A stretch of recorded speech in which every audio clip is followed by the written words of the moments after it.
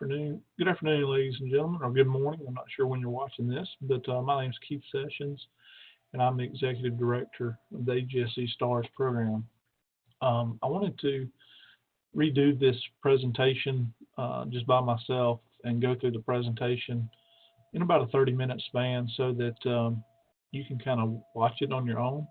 So what I'm going to do is share my screen, and you should here in a second be able to see a PowerPoint presentation. And this is the slideshow that I did with the groups that actually participated in the WebEx training that I had in April of 2019. And so I'm going to try to go through it a lot faster than 60 minutes. I hope we get through it done in about 30 minutes. So I do want to thank you for taking time to watch this video. I want to thank you for serving on this committee. And during the training, I promised to start by 2 and end by 3. However, you may be watching this whenever it's convenient for you. So I hope to be done in about a 30-minute span, and then you can contact me later if you have questions about the presentation. I will share this PowerPoint in a PDF with all of you through an email. I also am recording it, as I mentioned, to share with each of you via a YouTube link where you can watch it on during your free time. Overview of the session. Of course, I just did the welcome. We'll talk history background. What is the AGSC? What is STARS? What are STARS transfer guides? What are academic committees? Why are you on an academic committee? Appointments, terms, chair, vice chair, roles, responsibilities. Where do we go from here? Importance of your work of this committee and the things you're going to do on the committee. And then questions and comments. Of course, we won't be able to do those live. You'll have to just contact me via email or phone if you have a question or comment about this training. Real quickly, if you are from Alabama and you worked in higher education in the late 80s, early 90s, you may be aware that, like Alabama, like many states, Alabama is not different. But back in these 80s and 90s, students who were in our state who went to community colleges often had to transfer kind of at their own risk. They had to kind of do their own transfer agreements and work with institutions individually. Some institutions did have some local articulation agreements with their feeder schools, but there was nothing statewide that protected students in the state that transferred from 2-year to 4-year colleges. As a result, these students would often find out when they got to the 4-year school that some of the courses that they took they thought were going to count toward their degree did not count. They'd have to retake a course to replace those courses. And so this just cost a lot of money, cost students time, forced them to delay graduation, maybe delay time into the workforce for getting jobs and so forth. As a result, this resulted in complaints from students and their parents. And so in 1994, legislation was passed, and this is called the Act 94-202. Throughout the presentation, you'll see the little link icon circled in red at the bottom of your screen. This will take you to a page that corresponds to this, what I'm talking about in the presentation. In this case, this takes you to the Act itself. And so if you have time, you can look over the Act and see what is actually in the law that created the AGSC and expanded STARS. I'm going to close that, but I just want you to be aware of these links throughout the presentation. So the legislation in 94 basically did a couple of things. It created a committee called the Articulation General Studies Committee, and it expanded STARS, which was basically the working arm of the AGSC. And I'll talk more about those both now. All right, the Articulation General Studies Committee. The legislation said we would have a 10-member state committee. If you'd like to see the membership, you can click on this link here. If you want to find out more about the AGSC, you can click on this link. So anyway, the legislation created this committee, and the primary role of the committee through the law was to address the transfer issue or the loss of credit among our students in our state who are moving from our public 2-year colleges to our public 4-year universities. In the legislation, they were asked to develop a transfer agreement and an articulation agreement that basically go hand in hand that protect a 2-year student when they make that transition. In other words, it keeps them from losing course credit when they transferred in their major from the 2-year college to the 4-year college of their choice that offered that particular major. while the legislation was passed in '94, it took about 4 years for us to work through all the specifics and get a lot of the actual information out on our website. So in the fall of 1998, we basically launched our website and began to offer transfer guides to students around the state that would help protect them as they transfer. This committee still continues to meet, and they work to monitor and improve the program. You're here today because of an improvement, we think, in the program and creating these new area committees. So we'll talk more about that in a minute. But they also resolve issues and problems that arise. And we've seen a decline in issues and problems over the years as we've implemented the system. Doesn't mean that students still don't have issues and problems or lose credits, but we've seen that drastically decline from what was happening 20, 25 years ago in our state. So that's the Articulation General Studies Committee. So the legislation created this committee to set policy. And in order to implement the policy, it expanded what was already been started at Troy called the STARS program. It stands for Statewide Transfer Articulation Reporting System.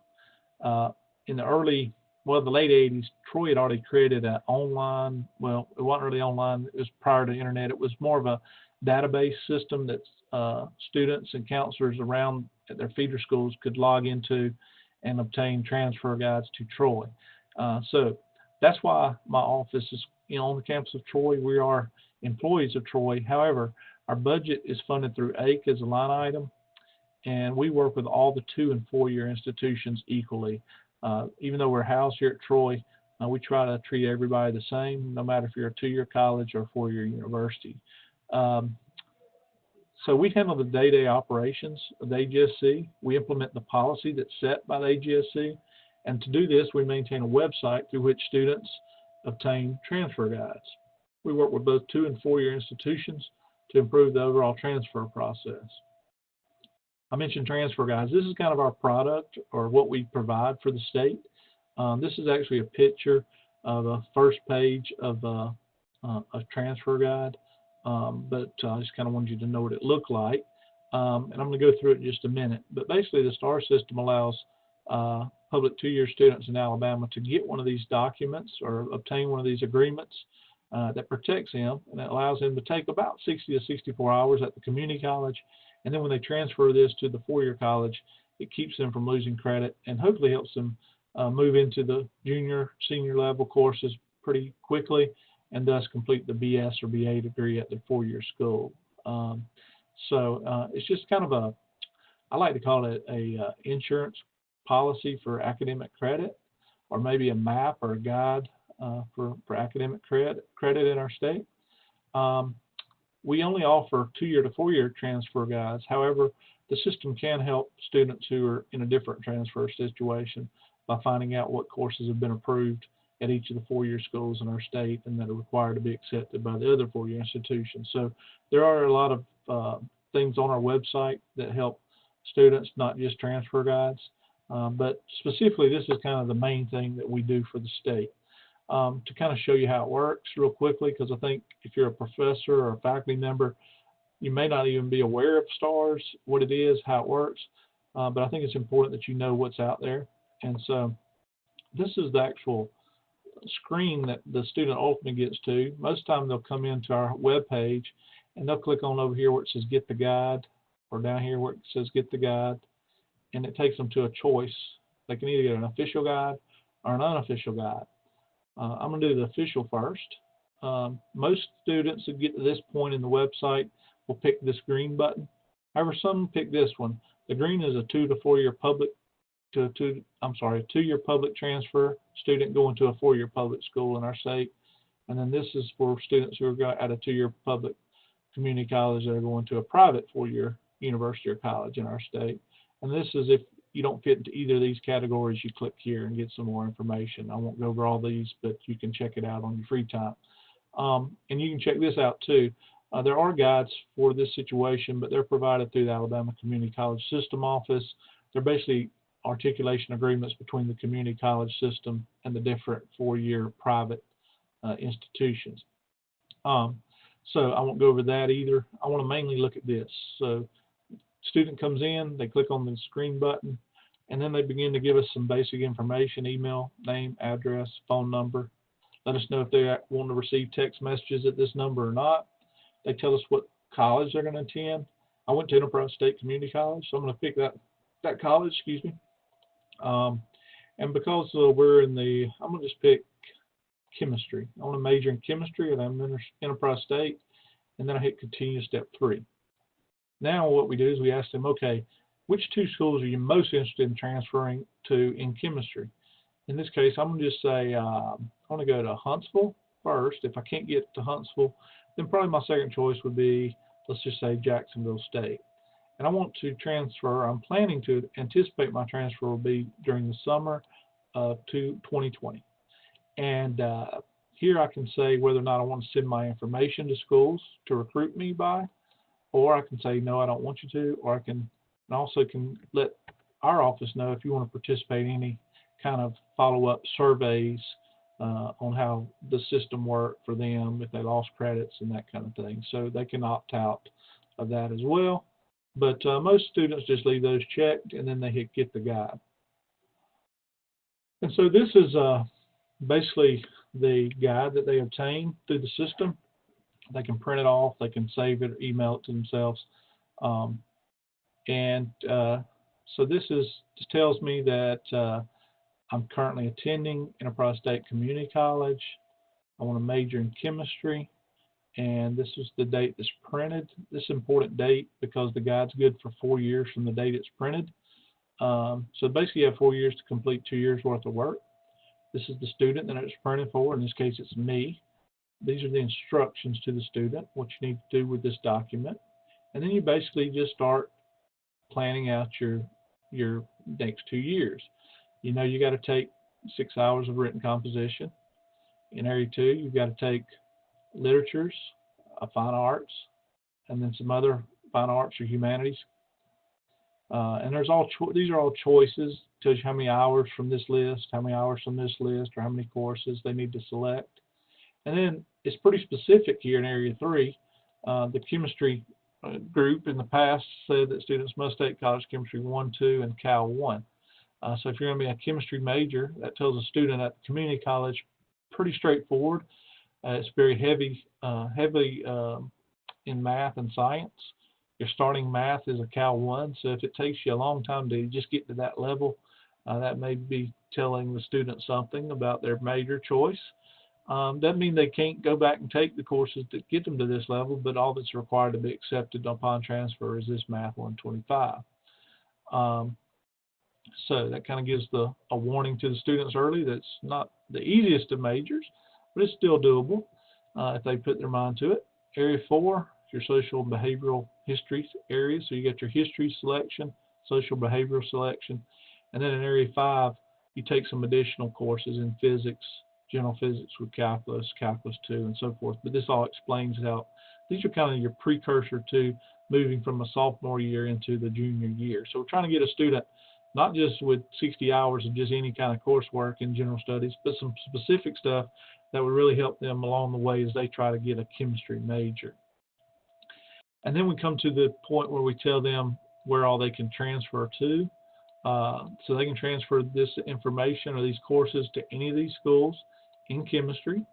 And let's say they also can get links to the schools, links to Area 5 pages, and so you can go in here and get some additional information.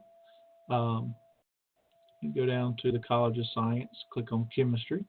This gives the student a little more information about the areas, what they like to see the student take, and then it also helps them just with overall guidance, gives them links to campus life, scholarships, undergraduate admission, so forth and so on, admission aid, and so forth. So these pages are all available to the students through our web system. So that's basically a transfer guide. We do about 75,000 of these a year, which since '98 we've over 1.3 million of these have been obtained by students across Alabama. So as I mentioned, in the guide presentation, there's 5 areas: area 1, 2, 3, 4, and 5. 1 is your composition, 2 fine arts, humanities, 3 is your science and math, 4 is history, social science, 5 is pre-professional. I put a box around 3 and 5 because these will be the areas that your committee will be most involved in. In terms of area 3, general studies courses in the math and natural sciences will be kind of the focus. In area 5, these will be templates where you decide what a biology major needs to take in area 5 to prepare them for a biology program in our state. What is a chemistry major, a math major, physics, and so forth and so on, astronomy. And so we'll basically be working in these 2 areas, but we're all part of the bigger picture. I've already met with the area 1 and 2 committee, which is your English and fine arts. And next week I'll meet with the history and social sciences. So you're a big part of this whole package. And a lot of the questions usually come in area 3 about sciences and math requirements. So a lot hinges on the work of this group. And that brings me to kind of why are you here? What are academic committees? In the early years, the AGSC members forethought, a lot of these members were administrators. Some were faculty members, but many of them were administrators. And they really wanted to make sure that the faculty had a say and a part in this process. So they created what we call academic committees that would take on this role of reviewing courses, making recommendations, reviewing templates, making recommendations to the committee for final votes. So in synopsis, basically, this committee or these committees are the cornerstone and the foundation of the overall program. From 1994 to about a year ago, we had 38 committees that I had to manage and maintain. Of those 38, 21 are called General Studies Academic Committees. These would be English, history, math, biology, chemistry, so forth. And then we have professional academic committees. These would be business, nursing, engineering, criminal justice, those type of programs. So that totals up to be 38 committees with over 500 faculty members. In the early years, this was okay because these committees were really active, approving all the courses and setting up the templates and the guides and so forth. However, over the last 10 to 15 years, their work's kind of dwindled because it's really more of a review and, yeah, that's still appropriate type decision making. So it's really impossible for my staff, which is a staff of myself, one other full-time member, and a part-time secretary, to kind of manage 38 different committees and over 500 faculty members. Some of these committees had 30 or more members on each of them, and just keeping up with names and email addresses and whether they were retiring or no longer at the institution, it just was about impossible. So about a year and a half ago, the AGSC kind of gave me the challenge of if you could reinvent the wheel on these committee structures, what would you do, or how would you do it differently, or what changes would you make? Well, I looked at it for a number of months, and what I figured out was, number one, the professional academic committees, we really need to kind of keep them as they currently are. They're pretty active because their disciplines tend to change more drastically, maybe.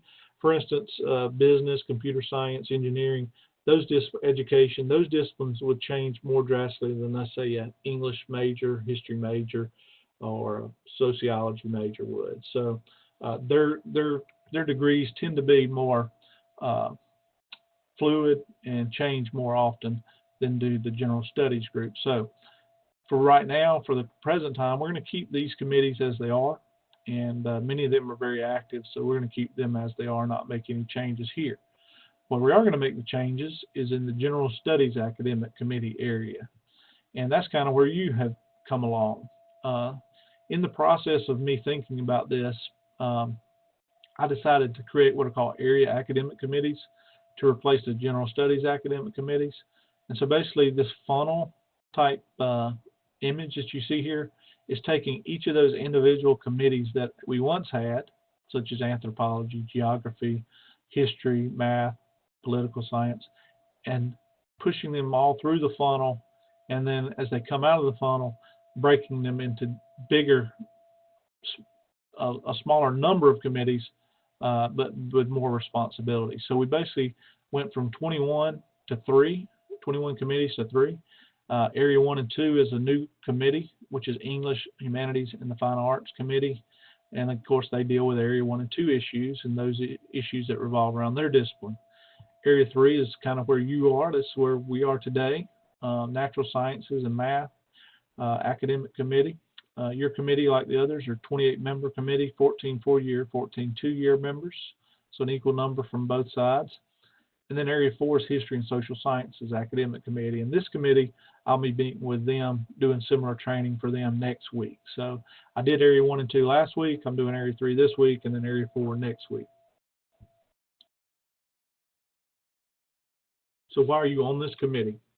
If you're on this committee, you were selected by either the Chief Council of Academic Officers, if you're a 4-year member, or you were selected by the Alabama Community College System Office, Chancellor Baker's office, if you're on a 2-year committee, a 2-year listing. And you are considered to be an expert in your discipline for your institution, and so that's why you were chosen to be on this committee. In terms of composition and makeup of the committee, as I mentioned, the Council of Chief Academic Officers appointed the 14 4-year members. The Community College System Office appointed the 14 2-year members. Each member will serve a 3-year term, with the first group being you all, will be staggered 1 year, 2 year, 3 years, so that each new third rotates on each year. So that a new third rotates on each year. Each committee will elect a chair and a vice chair. We like to have one of them be from a 4-year and one be from the 2, and vice versa. So if the chair is a 4-year person, we like the vice chair to be a 2, and then the next time we elect, we like to have a 2-year chair and a 4-year vice chair. Right now, the chair and vice chair will serve 3-year terms. This may be altered, but at the current time, the committee, AGSC, has said we'd like them to serve a 3-year term, basically to give some continuity to the group for a 3-year period before we change chairs. So may change that later to a 2 or 1-year term. We haven't decided it yet. The AGSC said that the members on these committees must have experience teaching in at least one of the fields, in this case of math or natural sciences. You should have some broad knowledge of all the disciplines in this area, math or natural sciences. So while you may be a mathematician, hopefully you still have some idea about general studies physics, general studies chemistry, biology, so forth and so on.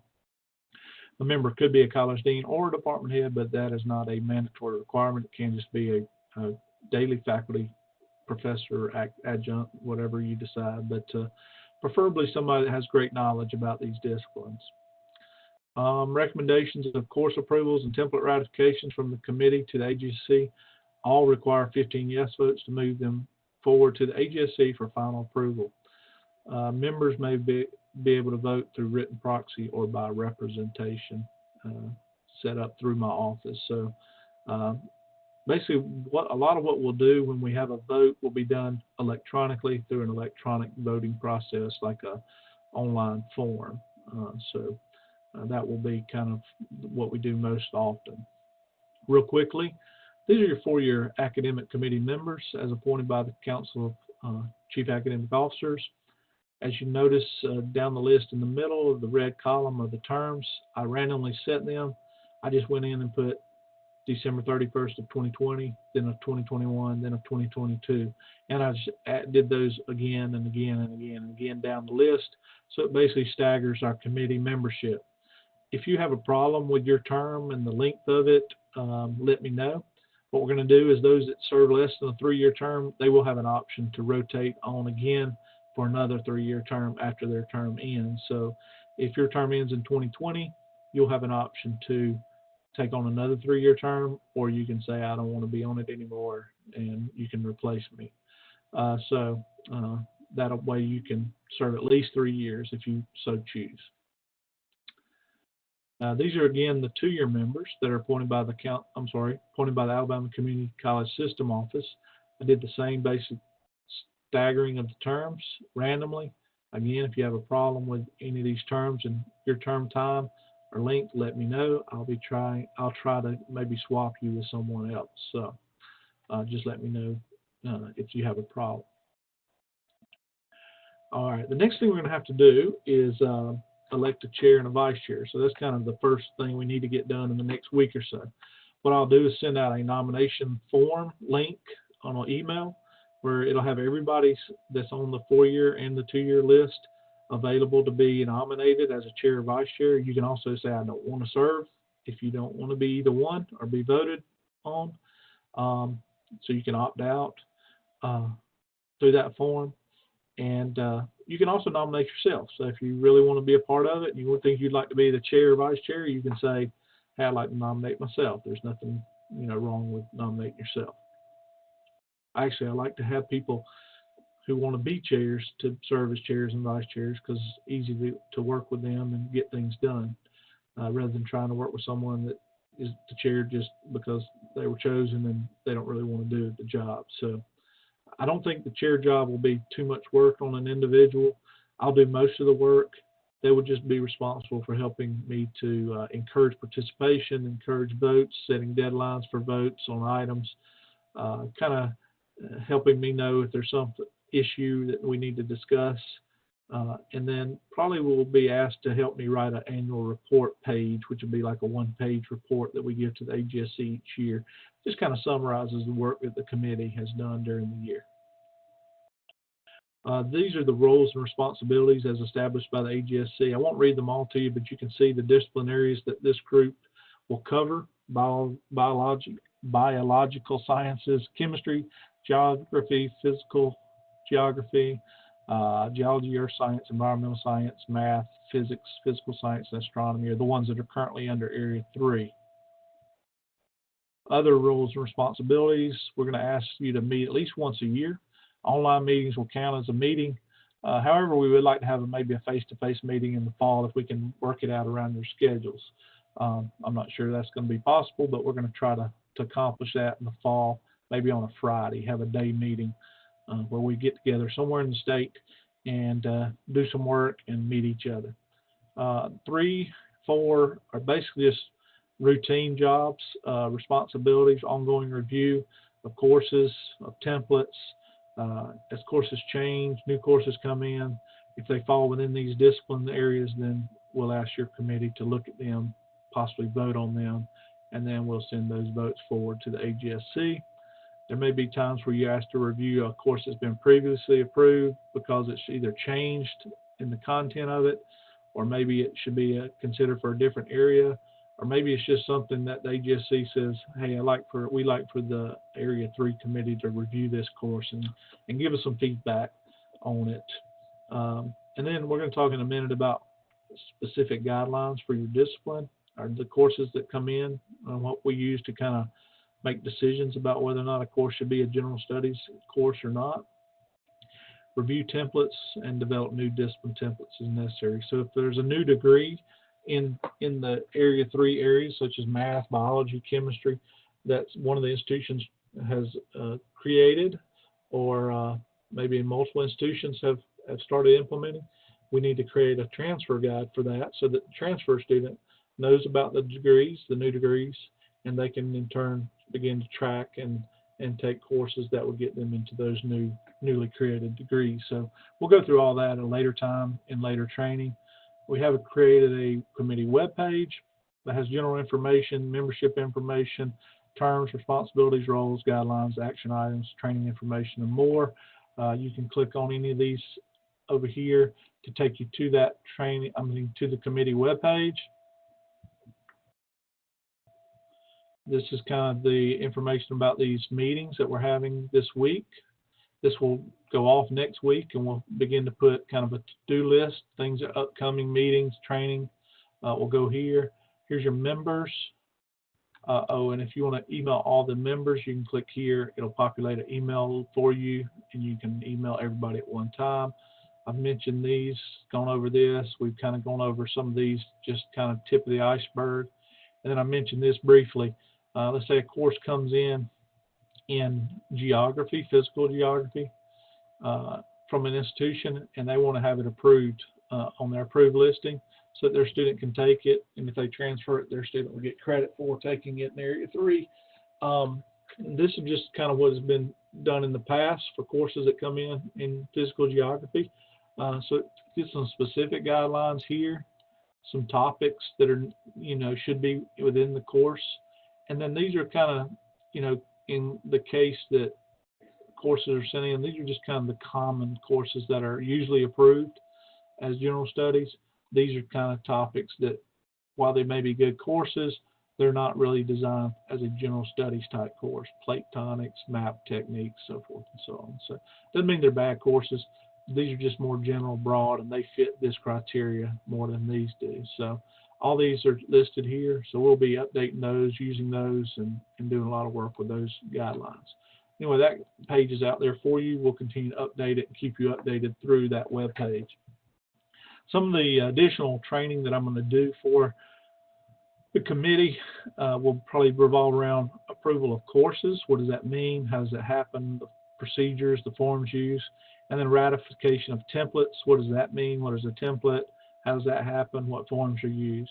I put links here on this page just so you could, in your free time, if you want to check on these and log in to our web page and look at the approved course listings, the procedure, the form that's used. You can see for your institution what's been approved and what hadn't been approved. And so you may find that there's a course out there that needs to be approved that you offer in general studies that should probably be listed. And so we'll need to get that through the system. So, and then templates, we'll talk about these more in detail. Actually, what I like to do is have a training session that just focuses solely on course approval, and then one that focuses solely on template ratification. So maybe that'll be coming up here in the summer months. So that brings me to kind of wrapping up this presentation. Where do we go from here? As I mentioned, we got the next thing we're going to do is nominate and elect the chair and a vice chair, hopefully this month. By the end of May, by the end of April, early May.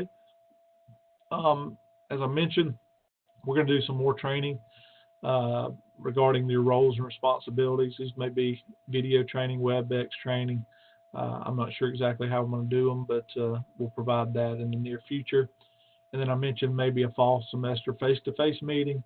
And then as always, this committee is kind of any kind of topic or issue that comes up in the area of math or natural sciences that this committee needs to discuss or needs to be considered by the members.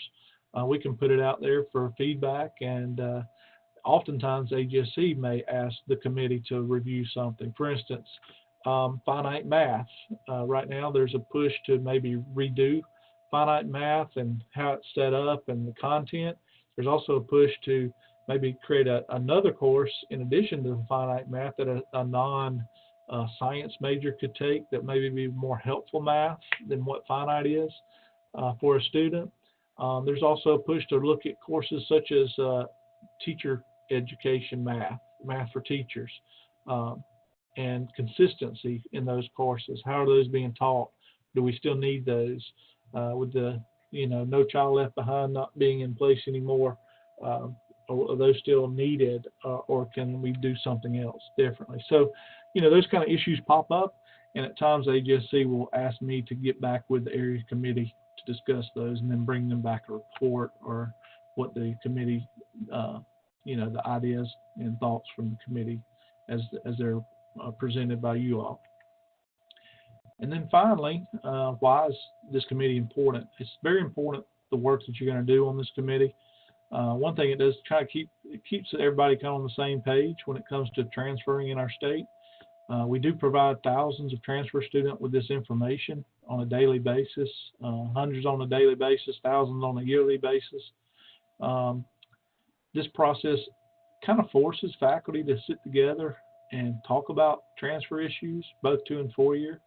Something we hadn't done a lot of in the past, but this kind of forces, some mutual discussion and understanding. And hey, this is a problem. This would help if we could get some help from the 4 years on this issue, or vice versa. This would help if the 2 years would do a better job in this.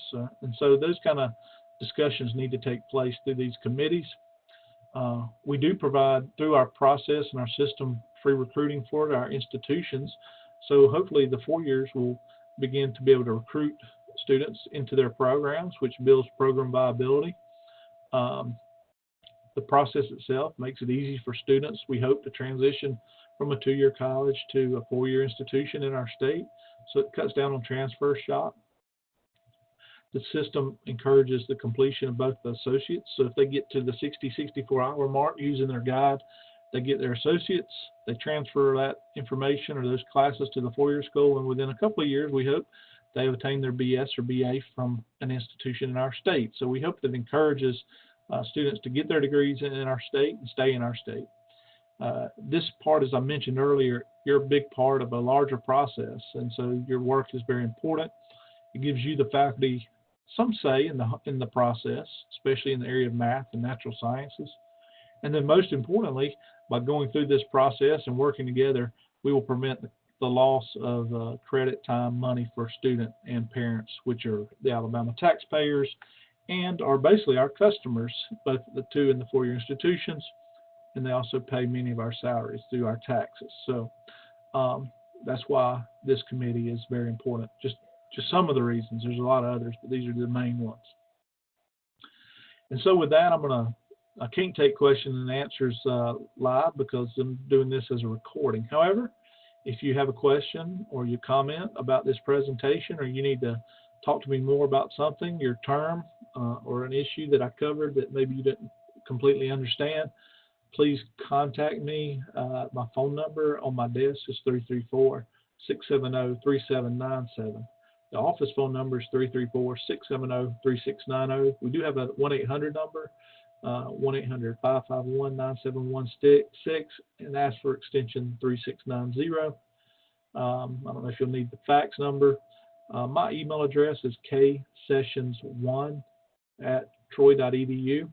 However, if you need to contact me, you can go to our webpage and hit contact at the top, and you can fill in our little contact form, and it will go to myself or someone on my staff, and we will follow up as quickly as possible. So with that, I want to say thank you for listening to this presentation, and I want to encourage you to be an active participant, and I will be in touch with you soon to begin the process of nominating and electing our chair and vice chair. With that, I would like to say, I hope you have a great day. Thank you for listening, and please contact me if you have questions. Goodbye.